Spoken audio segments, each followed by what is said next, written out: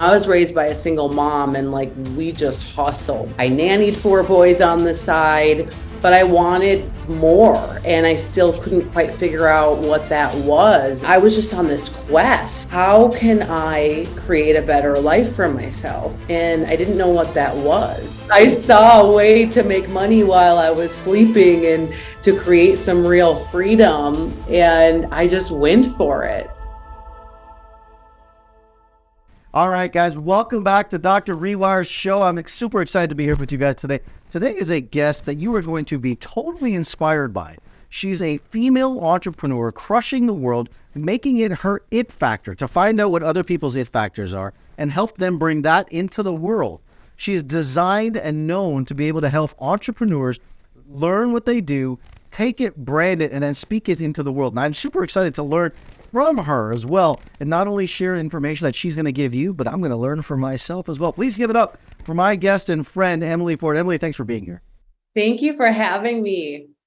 You've had so much success over the years. You've been all over business. You've spoken to thousands of people. You started your first business at 9 years old. You grew up in Minnesota, and and you've done amazing things and helped organizations, partnered with organizations. What makes a 9-year-old girl say, you know what, I want to be in business? A 9-year-old girl. You mean a 23-year-old girl, right? Well, oh yes, I'm sorry, 13 years ago. Pardon me. But I'm sure you were thinking business at 9 too. I was. Oh my gosh, I love it. Well, when I got into entrepreneurship, I was 23 and I started working though professionally at 19. So I didn't do the traditional college route. And what I quickly realized, I got my massage therapy certification. I worked for one of the top plastic surgeons in Minneapolis. I quickly realized, helping run his practice, that, okay, I'm still trading time for money. I still am not able to pay my bills really even. And so, I was raised by a single mom and we just hustled. That's what I was taught. And so I nannied 4 boys on the side, but I wanted more and I still couldn't quite figure out what that was. And I remember buying my first house, and my parents had to co-sign because I didn't have any credit, because I never had any debt, or I didn't have any proof of credit. And I had 3 girls live with me to pay the mortgage. And then I realized I started making money, and I'm like, okay, this is cool. And I was just on this quest of how can I create a better life for myself? And I didn't know what that was. And I always say, when the student is ready, the teacher will appear. And just being open and not having an ego and just learning from everybody. I met a woman that was involved in the health and wellness field. And that was my first, dip into entrepreneurship in the network marketing space. And, I just went all in with it, with the opportunity. And, once you see something, you can't unsee it. And so I saw a way to make money while I was sleeping and to create some real freedom. And I just went for it. But you did it. 23 years old, not 9. That was my error, 100%. I saw it at 9-figure sales organization. That's what I had to read, right? You built this organization, built these businesses, and you started this when you're 23 years old. And I guess let me ask you this before I really dive deep into it. Today, after all your successes, what makes you tick? Oh my goodness. It's this constant, what it is, the truth is when I speak, after I speak, it's going in the hallway and talking to a man, a woman, and hearing how it served them, how it helped them, maybe that, or even on Instagram. And that fuels me. I take that and I put it in my back pocket, and I'm like, okay, I'm on to something. And I journal it, and I'm always, even with my Instagram followers, I'm always looking at what do they need, how can I serve them, and And that is what gets me up early. It makes me stay up late and even write this new book that I'm writing. It's the people and like just knowing that, I'm just a few years ahead of them in some ways not, and I can serve a lot of people. I think it's really cool. Your book is titled, I think it's called The It Factor, if I'm not mistaken. Yeah. Well, we'll see if the publishers end up going with that. That's what You we never say. know. Yeah. You never know. And she's got a great podcast called The It Factor as well. What's it about? What's the book about? What is the it factor? What does that mean?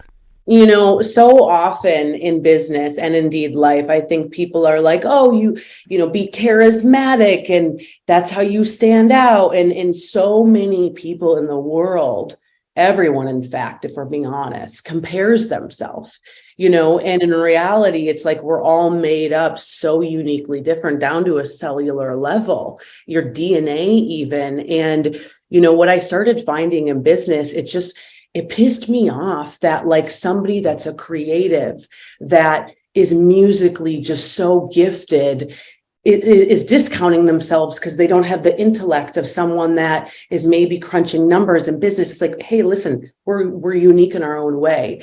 And so the it factor is all about me taking you through a series of 5 different things that are going to help you identify and extract your own unique gifting. Okay. Some of your core innate behaviors that they're on your life since you've been born, cannot be changed. And then some of the past experiences you've had that has truly shaped you, who you are, and some of the stuff that's happened to us that we haven't dealt with, that's maybe even holding you back from, your future self. And so what the it factor is a process that goes through all these things. And it really just helps you extract and identify what your it factor is so you can bake it into your life, infuse it into your life, so you can ultimately just live at a level of peace that I think we're all craving. And that's really what it's all about in the show. I extract people's it factor. I'm like, hey, you've built this business. That, tell me what it is. And what people find after they listen to it or, really identify with it, it's like, wow, we are so different. And I've been comparing myself this whole time and I'm holding myself back.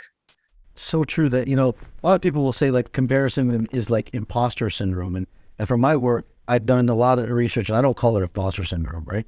It's really subordination. It's not giving yourself enough value for your own genius that lives inside you. That's why I love what you do with the it factor, because everyone has it. Everyone's got their genius. But this idea of comparison, in your experience, I mean, I have my vantage point, kind of my research behind it, but in your experience, where do you think this idea of comparison comes for people? I think we get in like these echo chambers and, whether it's a certain type of business field you're in, medical field, and we just look who's at the top of that or who's the leader. And then we really try to mimic ourselves to be like that. And then if we're not exactly like that, we discredit ourselves and we feel like a loser. And I think it's natural and normal, but I think that's where it comes from. Obviously, social media is huge these days. Like it's perception. Like we see somebody on a pedestal or how they present themselves. Marketing is all perception. And then we look at it and we think lack. Our brain goes to lack. Like, I'm not this, I'm not, so we just naturally start to compare. And I did that in my first business. Like I remember sitting in like this hotel room and I'm like, I'm way younger than these people. I don't talk like that. I'm like kind of a straight shooter. And I'm like, I don't know if I can relate to this. And I'm like, I don't know if I can add up. Like and it's just natural. But I think it just comes from, again, like, it's a natural part of life. And if we don't have development, I think it even like speaks louder. When you started business at 23 I started my first practice at 25 years old. So I know what it's like to be a young business owner in the journey. And it takes a lot of growing up to be in business. And in your world, because I'm familiar with it, like you were thrown on stage really quickly with success, as I was in my world, in my industry. I was thrown into success really quickly. how did you navigate the ups, the downs, the criticism, the pointing fingers? Because everyone says, oh, you're on stage, it's great. Everyone aspires to be like Emily Ford, and it's cool to be Emily Ford, but no one sees all that Emily Ford has to go through to be on stage. How did you manage to navigate? That's such a good question. Oh my goodness. Yeah, for me, it kind of happened fast and there was a lot of momentum. And so there's so much that I wish I would have like paused, evaluated, made a different decision. Hello, that's called life. But I believe, I grew up really fast in a toxic upbringing. I saw a lot of things as a young girl that made me grow up really fast, and I didn't have a lot growing up, and so I really appreciated and still appreciate all the moments I have, the opportunity I have. And, I feel like going on a stage, like I take it very seriously. And even at a young age when I think to much is given, much is required. And, so for me, I just had a level and still continue to have a level of understanding that this isn't about me. It's about whoever I get to speak to. And so, that really helped me and continues to help me just serve from a place of love, and just be so raw and real with it. Do I suck sometimes? Yeah, of course. Do I fail? Yeah, of course. Right. Just like anybody.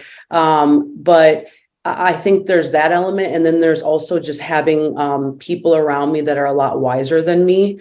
And I've always had friends and mentors that are much older than me, much more experienced. And I've always tried to put them in my world so that way I can grow at a much faster rate and stay very level-headed. Yeah, it's a super smart idea, right? Wisdom is not in wisdom is in years and seeing. As time progressed, I started realizing the same thing, is that I want people in my circle. I do today. I have people, most of my mentors are in their 70s, right? They're in their 70s because they've gone through the ups and downs, the highs and lows, and that whole journey. That I think was so wise to not find mentors who are just successful, but also give you the other side of the spectrum to sit and say, okay, yeah, that's success, but here's the back end of that success. So wise. I think that's so important. Who taught you that? Or is that something that you picked up on your own? I think I picked it up on my own because like I just realized, when I got in personal development, or it was like this thing, like people kept saying, you need a mentor, you need a mentor. But I got a mentor, and what I realized, to your point, they were good in one area, but I quickly realized I don't want to live like that. I'm like, they're good at sales, but behind the scenes, they don't have integrity. And, and I think that just came from like being in tune with my values and my spiritual life, because I quickly recognized like, okay, this is what they're good at, but they're not good at all this other stuff. So I'm going to follow someone else's lead, sometimes people take a long time to figure that out. Right. And everyone's human, but I just think it's like I think leadership is holistically, it's about the whole being. It's about your heart set, mindset, every, physical set. And if you just look at one area, it's why I believe like not to even put people on pedestals. I'll be quite honest with you. Like, it's just, we're all human and in the flesh. I agree with you 100%, but like it's the more you put someone on a pedestal, you're eventually going to end up presenting them how it is, right? And if you've been in, if you've had any sort of following, some of which I know you have and I have, it's like people will admire you in the beginning. Whatever you admire, you end up presenting later on. So I say, don't admire me, don't hate me, just love me. That's what I like to do. Well, that's good. That is good. Just love me for who I am rather than trying to label me as some one other facet. So, you're saying the same thing. Yeah, I like how you said it though. Yeah, thanks. Yeah, I think it's important inside of it. So now you've done all these different business things. Now you're working on branding and helping people become speakers. And you've spoken on stages like I know you've spoken on Eric Worre's stages for thousands of people, hundreds of thousands of people. It's a lot of people in that audience, and he does an amazing job with it. You've spoken on stages like that. You've spoken all across different organizations and companies and cultures inside of it. What are you doing now? So how are you helping entrepreneurs grow their business, their brand, their skill things? Yeah, well now, I'm so passionate about helping anybody that wants to build something, whether, people I'm mentoring have luxury shoe brands, I have celebrity photographers, I have realtors, you name it. And what I love to do is work with them on really identifying their personal message and with personal branding. Because, if we look at, statistics now, even with personal brand, it's like people want to buy, even if it's a clothing brand, especially millennials and younger, they want to know like, well, who makes it and what's their message and that is how people are buying today. And so I love to teach people how to have a personal brand that though doesn't consume their life, how they can do it while still operating a company and why they need that asset. Because as the economy changes, as digital changes, as the landscape changes, it's like, if you have a personal brand, and even I'm living proof of this, I started with 900 Facebook friends and I started doing attraction marketing. Now it's like, I'm launching my first product in the fall and doing all these different things. It's like, I'm able to have a platform that can go so many different ways and it's an asset. And so what I'm really helping people do is build that asset that's true to them, that doesn't feel vanilla, if you will. It feels true to them. And then really extract, what it is that their message is so they can go out there and spread it, whether it's at a networking group, on a stage. It's funny, I was working with a woman that has a nonprofit and she's like, I don't want to speak. And I'm like, how do you think you're going to get your mission out there? And I'm like, you're not going to get any donors if you don't have a compelling message or story. So it's that and working on it, because a lot of times even my creatives will have amazing products, but they don't know how to sell. And so it's really branding, speaking, selling. I take them for 6 months and, we just get it done. And so that's been really fun and super rewarding. In today's content-based society, I do like the content creators the same. Like if you're not creating content and not creating a brand in today's world, it's like if you're not on social, you don't. That's just the reality, right? You just don't exist. And if you're not building that brand and that entity, you really don't have a chance. Comparative, right? Comparatively, whether you're building a company brand or an individual brand inside of it. But for many of us who are individual entrepreneurs, building your own personal brand, like something like, I would think that personal brands, like someone who's done that, I think, really well, is like Jay Shetty, right? Jay Shetty's done an amazing job in building his personal brand and just crushing his personal brand. I think he's done an unbelievable job with it. But once you take that, then you can use it for leverage. And here's the one thing that entrepreneurs don't capitalize on, in my opinion, more than anything. It's this one word called leverage. The whole point, in my opinion, you tell me if I'm wrong, Emily, but the whole point of the personal brand is to be able to create leverage in any arena that you want to go. Would you agree with that? Oh, 100%. And when things change, when you pivot, or if you want to explore a different thing, like right now, I'm really taking my speaking career professionally. And I'm working with like a group of other speakers. And it's like, I'm like, wait, you haven't built like your brand, like your social media, and I'm like, this is huge because I'm like, anybody gets looked up on social media. That's like one of the first things that happens, right? And so, yeah, it's brilliant. I admire Jay Shetty so much and model so much off of him. I mean, he's just done such a beautiful job. And, I just truly believe, like, again, even if you're in the position of like, I don't know, I don't really have anything to sell. I tell people, build it anyway, because you just never know. You never know. Go. That's the thing. You don't know what's gonna happen. Nobody might give you that advice. Probably a fight business, but just build it. Start building it, and you don't know what opportunities are gonna show up in your lap. I would bet that's probably true for a lot of entrepreneurs, right? Let me ask you this: like, so you've had all these successes, you've had all these victories, all these wins. What's next? What's next? Where do you go personal? Like, what do you do personally for yourself? How do you recharge your own battery? How do you sit and say, you know what? I want to take care of everything. What's yourself to give for? Yeah, such a great question. I have like a little sinus infection, and my mom saw my Instagram and she was like, I was just speaking, where was I? I was like in Orlando, and she was like, slow down. And I'm like, Mom, I'm not working any more than you are. I'm like, I have a freaking sinus infection. Like, calm down. I can take some medicine, but I know what she's saying. For me, it's just, we're on this quest, right? And like, for me, it's all about seeing how far I can go and how deep I can go. And the more work I do on myself, the better I am, and the better I am to serve others. And, I've done a lot of healing work, healing from my childhood, healing from past stuff. And I feel like I'm in an era of my life where I've learned so much that all I want to do is give it back to other people and help people have freedom that I didn't have. And, I'm on this mission, and I can feel this like energy.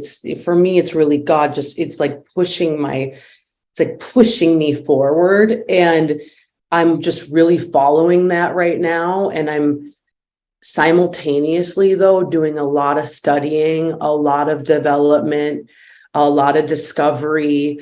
I'm really surrounding myself and my mind with things that are going to help me elevate. My mission is too great to slow down at this point. And I just really do believe that the only reason I have my platform is because I'm being obedient. And so, what it looks like specifically, I don't know.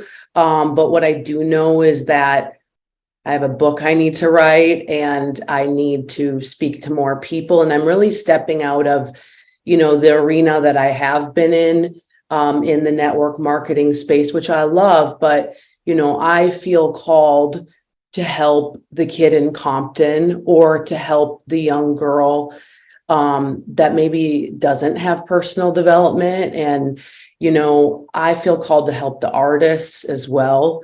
And so, I'm just crafting a brand that's going to speak to them, because I feel like in a lot of the personal development space, a lot of the stuff looks very much the same, which doesn't really attract a young artist. It doesn't attract pop culture, so to speak. And so I'm really marrying my passion for style and fashion and then mindset. And I just want to blend the two and create some beautiful work and help change people's lives. Mind fashion could be a program, could be something to do.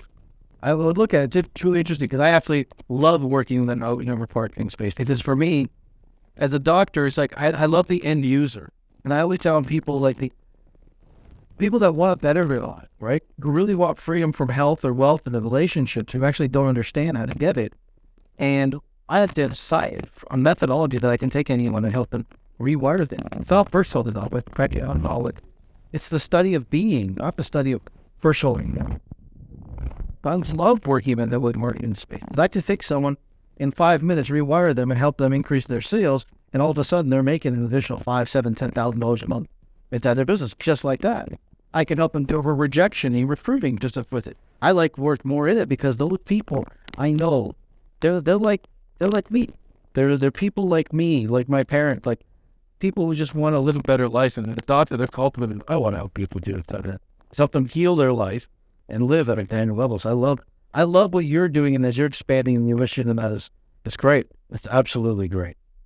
Thank you.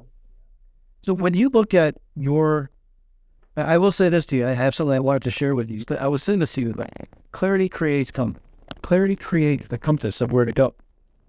And so as you get more clarity, the compass will begin to show up as well. And And I think for all of us listening, sometimes we look at it and say, I don't know. I don't know what I'm supposed to do. I don't know what I want to do. And I'm going to push and challenging you and everyone else who's listening to sit and say, I bet you do.